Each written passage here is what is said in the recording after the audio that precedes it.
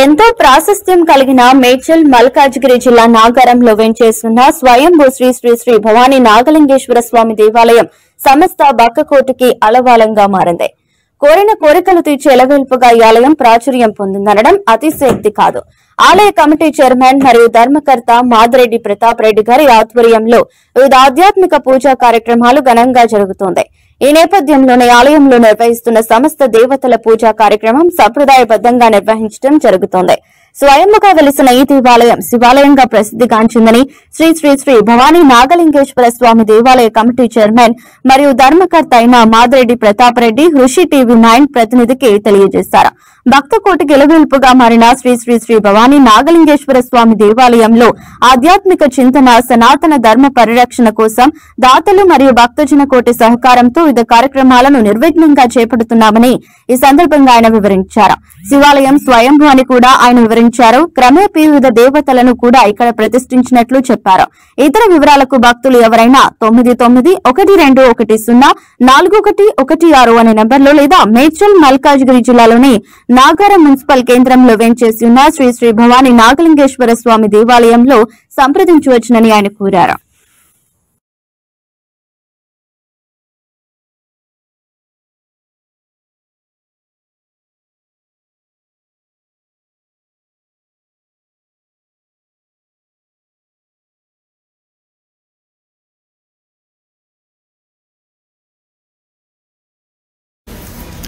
ఇప్పుడు మనం తెలంగాణ రాష్ట్రంలోని మేడ్చల్ మల్కాజ్గిరి జిల్లా శ్రీ శ్రీ శ్రీ నాగారంలోని శ్రీ శ్రీ శ్రీ భవానీ నాగలింగేశ్వర స్వామి దేవాలయం వద్ద ఉన్నాము. ఎంతో ప్రాశస్త్యంగా ఉన్న అత్యంత పురాతనమైన ఈ ఆలయం భక్తుల ఇలవేలుపుగా ప్రఖ్యాతిగాంచడం అతిశయోక్తి కాదు. ఈ నేపథ్యంలో ఈ ఆలయ విశేషాల గురించి ఆలయ వ్యవస్థాపక ఫౌండర్ చైర్పర్సన్ అయిన శ్రీ మాదిరెడ్డి ప్రతాప్ రెడ్డి గారు మనతో ఉన్నారు. ప్రతాప్ రెడ్డి గారు చెప్పండి, ఇక్కడ కార్తీక మాసం ఉత్సవాలు ఎలా జరుగుతుంది? ఈ ముందు భక్తులకందరికీ కూడా కార్తీక మాసం శుభాకాంక్షలు తెలియజేస్తున్నాను.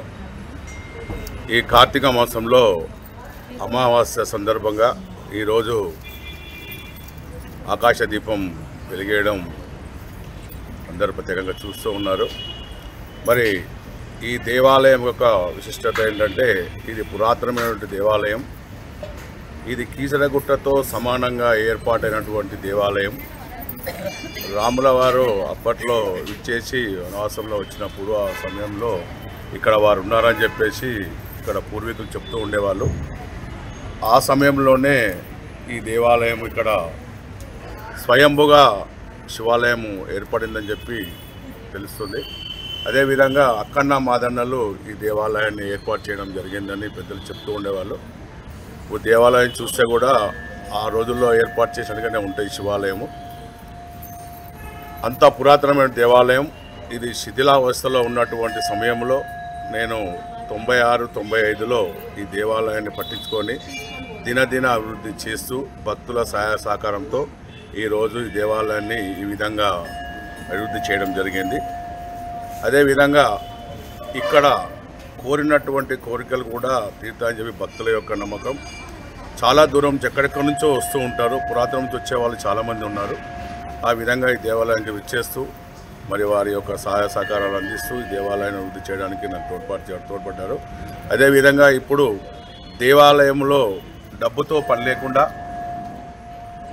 ఇప్పుడు గత 2-3 సంవత్సరాల నుంచి ఈ దేవాలయంలో భక్తులకు సౌకర్యార్థంగా ఇక్కడ ఏ దేవాలయంలో అయినా సరే, ఇప్పుడు గణపతి దేవాలయం కానివ్వండి, అమ్మవారిది కానివ్వండి, ఆంజనేయ స్వామి కానివ్వండి, సంతాన వేణుగోపాల స్వామి కానివ్వండి, ఈ దేవాలయంలో ఉన్నటువంటి దేవతామూర్తులందరికీ కూడా మనము భక్తులకి ఎటువంటి రుసుము లేకుండా పంతుల్ని ఏర్పాటు చేసి మరి వారికి ఆ రోజు సంబంధించినటువంటి కార్యక్రమం అంటే అభిషేకం కానివ్వండి, అర్చనలు కానివ్వండి, ఇవన్నీ కూడా భక్తులకు మనము వాళ్ళ పూజా సామాగ్రి తీసుకొస్తే మనం చేయించడం జరుగుతుంది.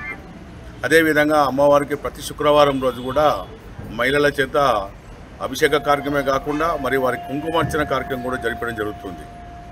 ఆ విధంగా ప్రతిరోజు ఒక్కొక్క రోజు సోమవారం వచ్చేసరికి శివాలయం, ఆ శివాలయంలో మాత్రమే ఒక అభిషేకానికి 100 రూపాయల టికెట్ తీసుకుంటాం. ఆ వారంలో ఒక్కరోజు మాత్రమే. మిగతా దేవతామూర్తులకు ఎక్కడ కూడా అభిషేకం భక్తులు వస్తే ఫ్రీగానే ఉంటుంది. అదేవిధంగా ప్రతి సోమవారం అన్నదాన కార్యక్రమం ఏర్పాటు చేస్తున్నాం. ప్రతి అమావాస్య కళ్యాణము ప్లస్ అన్నదాన కార్యక్రమం ఏర్పాటు చేస్తున్నాం.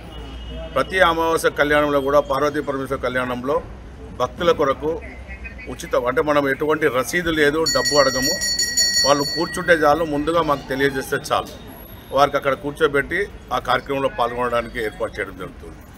హోమం ఉంటుంది, ప్రతి నెలలో 4 హోమాలు చేస్తాం. ఒకటి సంకటార చతుర్థికి గణపతి హోమం జరపబడుతుంది. గణపతి హోమానికి భక్తులను కూర్చోమంటాం. వాళ్ళ పూజా సామాన్లు 170 వరకు ఉన్నాయి కాలనీలు.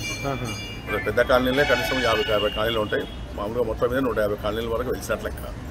అంటే ఊరు కూడా డెవలప్ అవుతున్నట్టు, దేవాలయంతో పాటు ఊరు కూడా డెవలప్ అవుతుంది. అందరూ కూడా సుఖ సంతోషంతో ఉన్నారని చెప్పి భావిస్తుంది. అంటే ముఖ్యంగా ప్రభుత్వ ప్రోత్సాహంగా ఏమన్నా ఉందా? ఓన్లీ దాత అలాంటిది అంటూ ఏం లేదు. కానీ ఈ మధ్యలో మాత్రం కొంతమంది ఉంటారు కదా, ఇక లోకల్గా ఉన్న వాళ్ళు వీళ్ళు చేస్తూ ఉంటే చూసి ఎండోమెంట్కు అన్నది పెట్టారు. పెట్టి గత 3-4 సంవత్సరాలుగా రావడం జరిగింది. వాళ్ళు కూడా ఎంక్వైరీ చేయడం జరిగింది. వాళ్ళు పబ్లికేషన్ దాని మీద కూడా ఆర్డర్ పాస్ చేశారని తెలిస్తే నేను ఆల్రెడీ కోర్టుకు వెళ్ళాను. మరి నేను కూడా గతంలో 96లో ఈ డెవలప్మెంట్ చేయాలన్నప్పుడు ఇదే దేవాలయంకు ఎండోమెంట్ వాళ్ళకు రమ్మని చెప్పి వాళ్ళకి నేను లెటర్ ఇచ్చాను. నేనే వాళ్ళని వచ్చి ఇక్కడ దేవాలయం డెవలప్ చేయండి, బాగుంది దేవాలయం అని చెప్పి ఇస్తే వాళ్ళు ఎవరు పట్టించుకోలే. అప్పట్లో వాళ్ళు పట్టించుకోపోయినందుకు నేను పట్టించుకొని చేయాల్సి వచ్చింది. ఆ లెటర్ కూడా నా దగ్గర ఉంది, అది ఎండోమెంట్ వాళ్ళకి కూడా సమర్పించడం జరిగింది. నేను కూడా అంటే దేవాలయం కొద్దిగా మా గురువుగారు ఉన్నారు, అది సహకారం తీసుకున్న తర్వాత ఏర్పాటు చేయాలని ఆలోచన. వేద పాఠశాల అంటే టీటీడీ సహకారం అట్లా తీసుకునే అవకాశం ఆలోచన ఇప్పటికైతే ఎవరు సహకారం లేకుండా భగవంతుడు సహకారం తీసుకొని చేద్దామని ఆలోచనలో ఉన్నాను. తర్వాత దైవాన్ని. ఓకే, ధన్యవాదాలు ప్రతాప్ రెడ్డి గారు. కెమెరామెన్ ఏఎన్ఆర్తో ఉప్పు వీరాంజనేయులు, మేడ్చల్.